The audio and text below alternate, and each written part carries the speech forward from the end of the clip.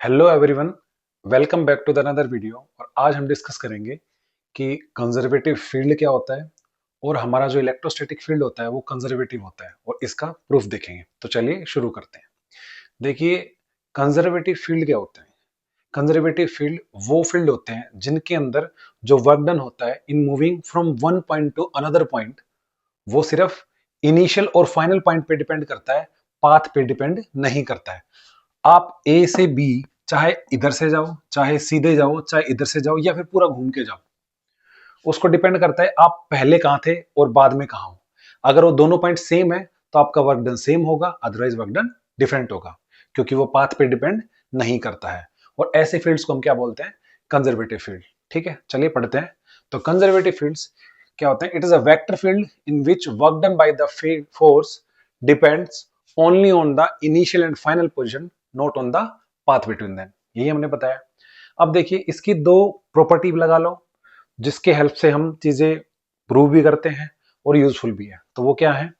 पहला तो क्या है कि ऐसे फील्ड्स को हम एक स्केलर फंक्शन के ग्रेडियंट के रूप में लिख सकते हैं।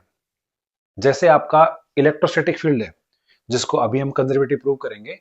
तो इलेक्ट्रोस्टैटिक फील्ड एक कंजर्वेटिव फील्ड है, तो इसको हम किसी स्केलर फंक्शन के ग्रेडियंट के फॉर्म में लिख सकते हैं। That is electric field is equals to minus gradient of E. ठीक है, तो कोई भी अगर आपका फील्ड, वेक्टर फील्ड अगर आपका क्या हो, कंजर्वेटिव हो, तो उसके कोरोस्पोंडिंग हम एक स्केलर फंक्शन ऐसे डिफाइन कर सकते हैं, ग्रेडियंट के बराबर। ठीक है, बगल में क्या आएगा वो that is a different thing, but gradient पक्का मिलेगा। ठीक है, सेकंड प्रॉपर्टी हमने क्या पढ़ते हैं कि वो इनिशियल और फाइनल पॉइंट पे डिपेंड करता है। ठीक, हाँ जी। तो हमने बताया था कि वर्क डन सिर्फ इनिशियल और फाइनल पॉइंट पे डिपेंड करता है। तो अगर मान लो हम घूम के इनिशियल पॉइंट पे ही आ जाएं तो वर्क डन क्या होगा? जीरो, क्योंकि किस पे डिपेंड करता? इनिशियल और फाइनल पॉइंट पे। दोनों पॉइंट सेम है तो वर्क डन जीरो।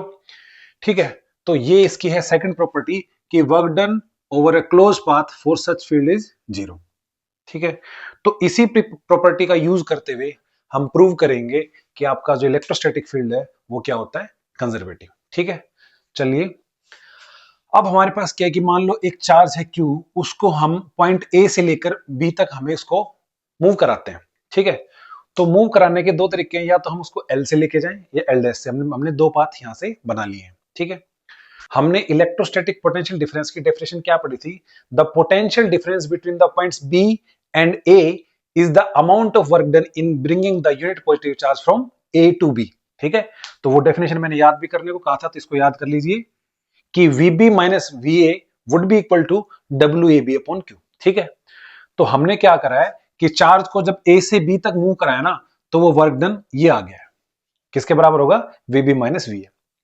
अब मैं क्या करता हूं, ये जो हमने मूव कराया है along the path L move कराया है, किसके पाथ, किस पाथ के अलोंग मूव कराया है? L के अलोंग। अब मैं क्या करता हूं कि मेरा चार्ज यहां पे आ गया। अब मेरे को वापस से इसको यहां लेके आना है, तो मैं उसको बी से अलोंग मूव कराता हूं। कहां से कहां? बी से अलोंग मूव कराता हूं, along the path L dash. ठीक है, तो अब क्या होगा, मैं वर्क डन कहां से कहां कर रहा हूं? बी से ए। तो वर्क डन जब बी से ए होगा तो पोटेंशियल होगा VA माइनस VB। ठीक है, तो उस डेफिनेशन को यूज करते हमने इसको लिख दिया है। तो आपका दोनों वर्क डन आ गया है, ए से बी का भी और बी से ए का भी।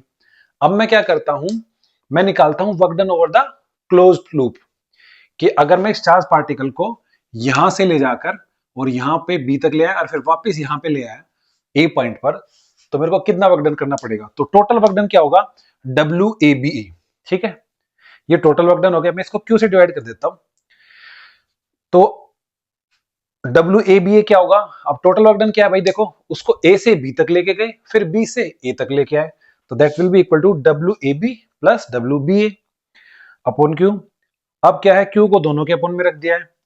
अब देखो, जो फर्स्ट वाली टर्म है ये है, और ये किसके बराबर है? VB minus VA। और जो सेकंड वाली टर्म है ये किसके बराबर है? VA minus VB। जैसे ही हमने पुट किया तो देख सकते हैं VB से VB कैंसिल, VA से VA cancel, and this comes out to be zero. तो WABA upon Q equals to zero. तो यहां से वर्क डन किसके बराबर आएगा? जीरो। तो work done in moving the charge particle in electrostatic field over A close path is zero. तो ये कौन सी प्रॉपर्टी हमने यूज की है? कंजर्वेटिव फील्ड की सेकंड प्रॉपर्टी, जो कहती है कि अगर वर्क डन अगर क्लोज पाथ पे जीरो हो तो फील्ड कैसा होता है? Conservative, hence we can conclude that our electric field is conservative. ठीक है,